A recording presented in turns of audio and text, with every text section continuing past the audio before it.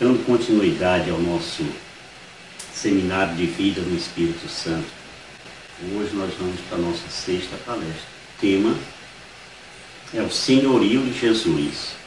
Uma passagem que prega bem o senhorio de Jesus está na carta aos Romanos. Passagem que fala: a palavra está perto de ti, na tua boca e no teu coração. Essa é a palavra da fé que pregamos. Portanto, se com tua boca confessares que Jesus é o Senhor, e em teu coração creres que Deus o ressuscitou dentre os mortos, serás salvo. É crendo de coração que se obtém a justiça, e é professando com palavras que se chega à salvação. Romanos 10, de 8 a 10. Então, sem dúvida, você lembra dessa passagem. Mas vamos relembrar também a passagem daquele eunuco, né? Que era o ministro da rainha Etíope, né? Candace. Então um anjo diz a Filipe: Filipe, encontre no caminho para Gaza uma pessoa que está indo lá no transporte. Filipe, quando o encontrou, esse eunuco estava lendo o livro de Isaías. E quando chegou perto dele, viu que a parte que ele estava lendo era essa que diz, né, em Isaías 53, no versículo 7. Foi maltratado e resignou-se, não abriu a boca, como um cordeiro que se conduz ao matador, uma ovelha muda nas mãos do tosqueador. Ele não abriu a boca. Então, após uma breve catequese, o eunuco perguntou a Filipe se ele poderia ser batizado. Aí Filipe respondeu, isso está em Atos 8:37, se crês de todo o coração, pode ser. E o eunuco disse para Filipe: eu creio que Jesus Cristo é o Filho de Deus. Jesus Cristo é o Filho de Deus. Então nós costumamos comparar essas duas passagens, a passagem de Romanos e essa de Atos 8:37, e chegamos até mesmo a pensar que o credo do eunuco e de Paulo são a mesma coisa. Mas há uma diferença. Há uma diferença. O eunuco, ele confessou Jesus como Cristo e como Filho de Deus, né? Já São Paulo, ele pondera que nós devemos confessar Jesus como Senhor. Notaram que tem uma diferença? Uma coisa é você dizer que Jesus é o Cristo, o Filho de Deus. Outra coisa é dizer que Ele é o meu Senhor. Ele é o Senhor de todo o universo. Então Jesus Cristo, no decorrer da sua vida pública, ele demonstrou o seu domínio sobre a natureza, sobre as doenças, sobre os demônios, sobre a morte, o pecado e tal. E isso é sinal da sua soberania divina, né? Como a gente, um dia que tiver um tempinho, você olha aí no seu catecismo, no parágrafo 447, que vai estar dizendo isso. Mas vamos esclarecer melhor. Quando declaramos que Jesus é o Cristo, o Messias, né, nós estamos dizendo que cremos que é dele que os profetas do Antigo Testamento tinham falado antes, né? 1000 anos antes, 1500 anos antes, 600 anos antes, como Elias, né? É muito importante não só crer, mas confessar a crença, né? Confessar a crença.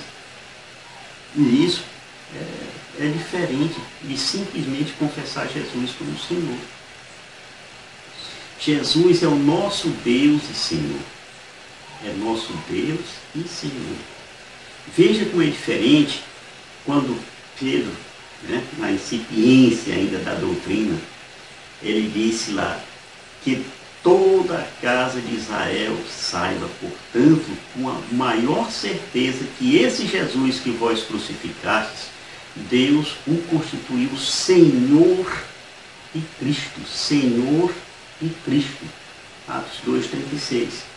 Ora, Pedro diz que Deus fez de Jesus duas coisas diferentes. Senhor, Cristo. Qual é a diferença? Dizer que Jesus é o Cristo sem confessá-lo como o seu Senhor é cair em um lugar comum. Todos fazem isso. Ora, irmão, quando confessamos Jesus como Cristo, estamos apenas afirmando que cremos que Ele é realmente aquilo que Ele declarou de ser, o Salvador, o Filho do Pai Eterno, né? O nosso Redentor. Então declaramos uma verdade. Mas veja que essa confissão não pode ser apenas da boca para fora. Nosso reconhecimento tem que ser inteiro.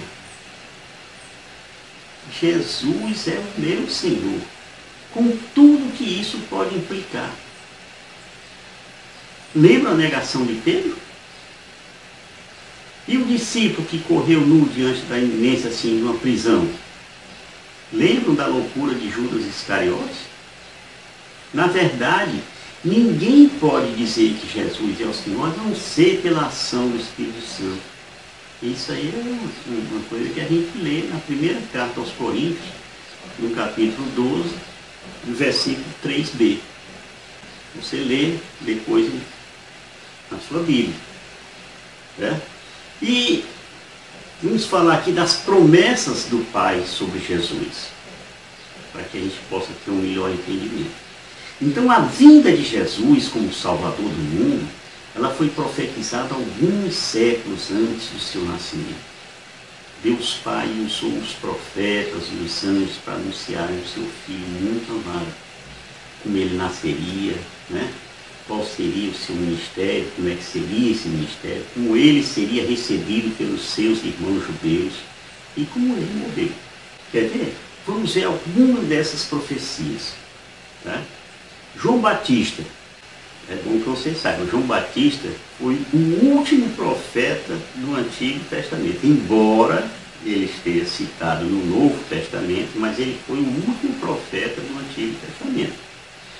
Ele recebeu uma revelação, e essa revelação está em João 1, né, no versículo 33 e 34, que diz: sobre quem vires descer e repousar o Espírito, este é quem batiza no Espírito Santo. Eu o vi e dou testemunha de que ele é Filho de Deus.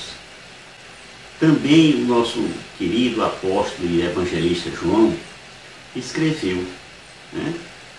Mas a todos aqueles que o receberam, aos que creem no seu nome, deu-lhes o poder de se tornarem filhos de Deus. Um salmista, né, também diz, Salmo 2, versículo 7, vou publicar o decreto do Senhor, disse meu Senhor, tu és meu filho, eu hoje te gerei. Essa passagem, ela foi cumprida no Evangelho de Lucas, no capítulo 1, versículo 32 a 35. Profetizada e cumprida. Uma outra passagem que foi cumprida, né, que era do Antigo Testamento, ainda do livro de Gênesis, é essa. Deus fez um pacto com Abraão e disse: faço aliança contigo e com tua posteridade, uma aliança eterna de geração em geração, para que eu seja o teu Deus e o Deus da tua posteridade. Isso aí se cumpriu em Gálatas 3,16. Tá? Quer ver uma outra? Para que você fique bem firme mesmo.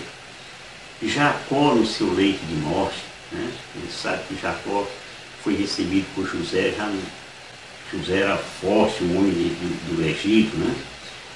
E José, quando estava no leito de morte, ele disse, né, fazendo lá as suas profecias, ele disse: não se apartará o cetro de Judá, nem o bastão de comando dentre os seus pés, até que venha aquele a quem pertence por direito e a quem devam obediência os povos.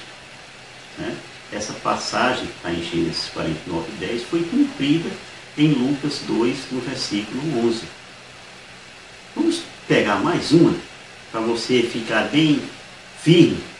Deus revelou a Jeremias, né? Dias virão, oráculo do Senhor, em que farei brotar de Davi um rebento justo, que será o rei, e governará com sabedoria, e exercerá na terra o direito e a equidade. Essa profecia de Jeremias, ela foi cumprida em Atos 13:23.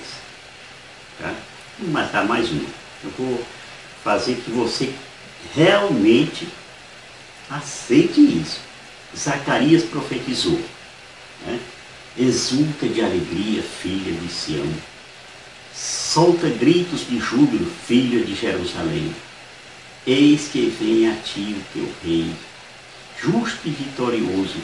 Ele é simples e vem montado no jumento, num potro de uma jumenta. Então essa passagem a gente sabe que se cumpriu em Mateus 21, de 1 a 5. Mas a gente falou de Isaías, vamos mostrar também uma profecia de Isaías, né? Eis meu servo, que eu amparo, meu eleito, ao qual dou toda a minha afeição. Faço repousar sobre ele meu espírito, para que leve às nações a verdadeira religião.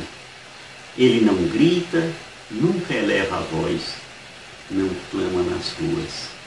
Isaías 42, 1 a 12. Isso aí se cumpriu em Mateus 12, no versículo 18 a 19. E nós temos muitas outras passagens. Poderia ficar citando, mas para não alongar muito esse vídeo, ficar nessas, né? Descubra você mesmo depois. Faça isso assim, como fosse uma tarefa de casa, tá bom? Você vai conseguir. Vamos falar agora das promessas de Jesus Cristo, o nosso Senhor. Jesus é fiel e temos absoluta certeza do cumprimento das suas promessas. Entenda que a nossa salvação já começa nesta vida. Então é preciso que permaneçamos nele, né? Nós podemos ser destinatários dessa promessa. E o próprio Jesus nos pede adesão ao seu senhorio, né? Quando ele mesmo diz, em João, no capítulo 15, versículo 4 a 5, permanecei em mim e eu permanecerei em vós. O ramo não pode dar fruto por si mesmo, se não permanecer na videira. Assim também vós não podeis tampouco dar fruto, se não permanecerdes em mim. Eu sou a videira, vós os ramos. Quem permanece em mim e eu nele, esse dá muito fruto, porque sem mim nada podeis fazer. Além do mais, gente, Jesus nos prometeu perdoar os pecados. E prometeu-nos o Espírito Santo, e etc, etc. Tudo foi dado conforme a sua palavra. Tudo foi cumprido. Vamos falar agora por que devemos declarar o senhorio de Jesus. Porque Jesus é o único Salvador. É o nosso único Salvador. E está dito em Atos 4:12, em nenhum outro há salvação, porque debaixo do céu nenhum outro nome foi dado aos homens pelo qual devamos ser salvos. Porque nosso Senhor é o caminho, a verdade e a vida. Isso está em João 14:6. É outro motivo porque devemos declarar o senhorio de Jesus. Lá está dito, eu sou o caminho, a verdade e a vida. Ninguém vem ao Pai senão por mim. Quer ver outro motivo porque devemos declarar o senhorio de Jesus? É porque todos os males são vencidos pela salvação de Jesus Cristo. Do contrário, lhe seria necessário padecer muitas vezes desde o princípio do mundo, quando é certo que apareceu uma só vez ao final dos tempos, para a destruição do pecado pelo sacrifício de si mesmo, como está determinado que os homens morram uma só vez e logo em seguida vem o juízo. Assim Cristo se ofereceu uma só vez para tomar sobre si os pecados da multidão, e aparecerá uma segunda vez, não porém em razão do pecado, mas para trazer a salvação àqueles que o esperam. Isso a gente vê em Hebreus 9, 26 a 28. Outro motivo, porque devemos declarar o senhorio de Jesus, veja, depois você lê na sua casa, a primeira carta aos Coríntios, no capítulo 15, versículo 12 ao 58. Leia todinho, que preguiça. O motivo é porque Jesus é a nossa esperança de salvação para a vida eterna, para a ressurreição. Não um motivo maior do que esse. Né? Então vamos falar agora porque para sermos salvos devemos acolher o nosso Salvador. E o que devemos fazer então para acolher o nosso Senhor? Pelo menos essas 3 coisinhas. Né? Uma, acreditar em Jesus como o Senhor das nossas vidas. Né? Isso está em 16:31. Crê no Senhor Jesus e será salvo tu e tua família. 2. Confessar com os lábios que Jesus é o Senhor. Ou seja, o senhorio de Jesus confessado por nós. Então diz lá em Romanos 10:9, aquilo que a gente já viu. Portanto, se com tua boca confessares que Jesus é o Senhor, e se em teu coração creres que Deus o ressuscitou dentre os mortos, serás salvo. A terceira, né, razão por que devemos acolher o nosso Senhor é invocar, clamar, gritar, se necessário, né, pelo nome do Senhor. Então, diz em Romanos 10, no versículo 13, o seguinte: todo aquele que invocar o nome do Senhor será salvo. Tá certo? Bom, meus irmãos, vamos falar também dos desafios da fé cristã.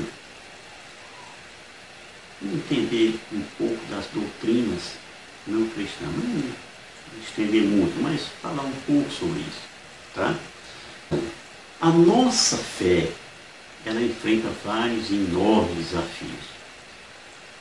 Para enfrentá-los, nós precisamos reconhecer a existência de um grande e terrível inimigo, né, cujo único propósito é o de destruir a nossa fé.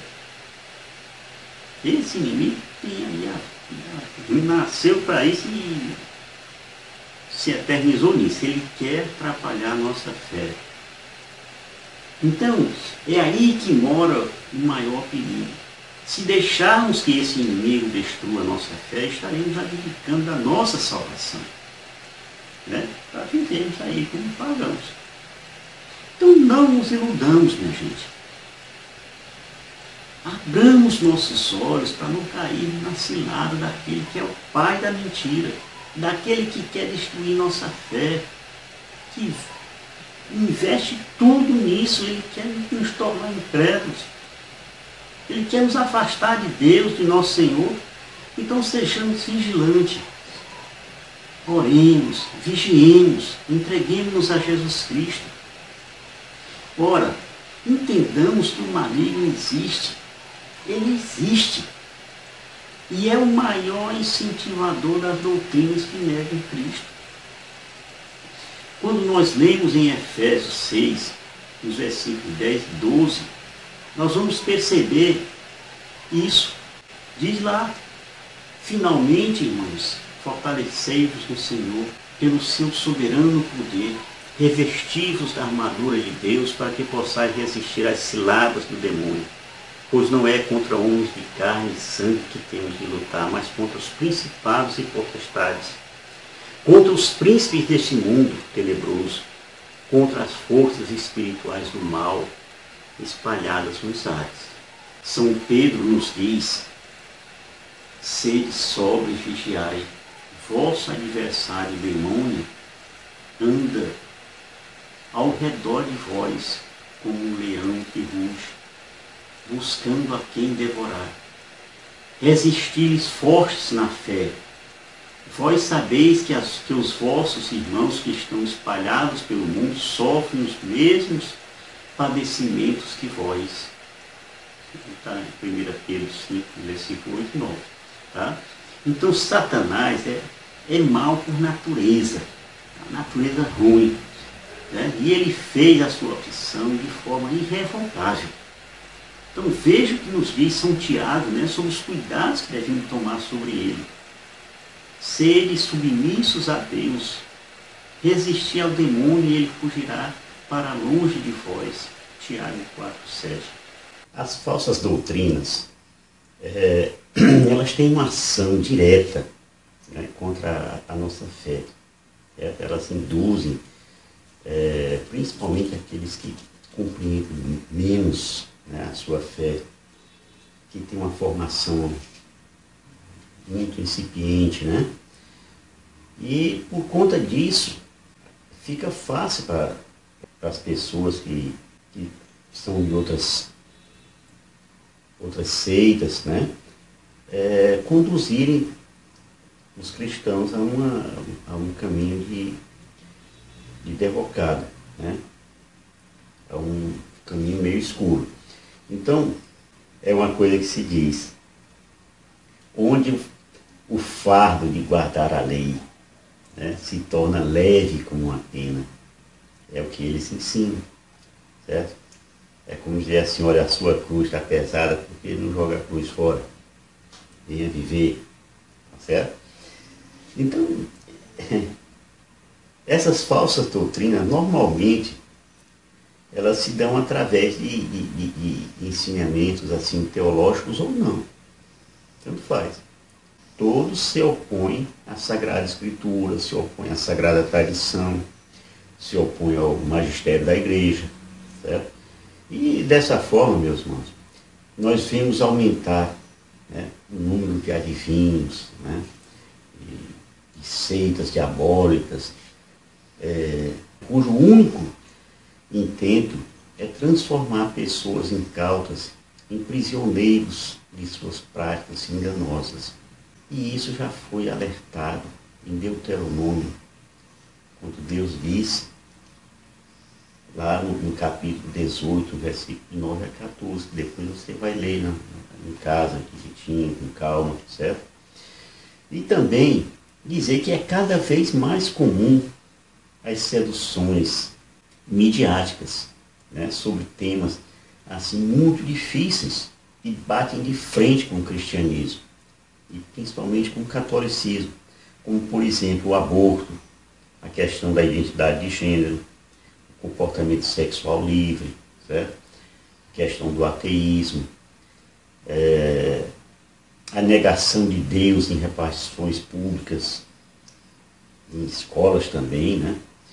Quantas e quantas notícias a gente não vê na televisão, a pessoa dizendo que uma determinada pessoa que acha que não deve ter um crucifixo na parede de uma repartição, na parede de uma escola, uma imagem de Nossa Senhora, uma imagem do coração sagrado de Jesus. Gente, e muitas vezes isso é de alguns irmãos nossos protestantes que fazem uma ideia errada do que seja imagem, né? E, além disso, a gente vê o que nos meios de comunicação? São novelas cada vez mais induzindo os jovens a uma prática aberta, sexual. Então é preciso muito cuidado, De fato, olha, a nossa fé enfrenta vários imensos desafios.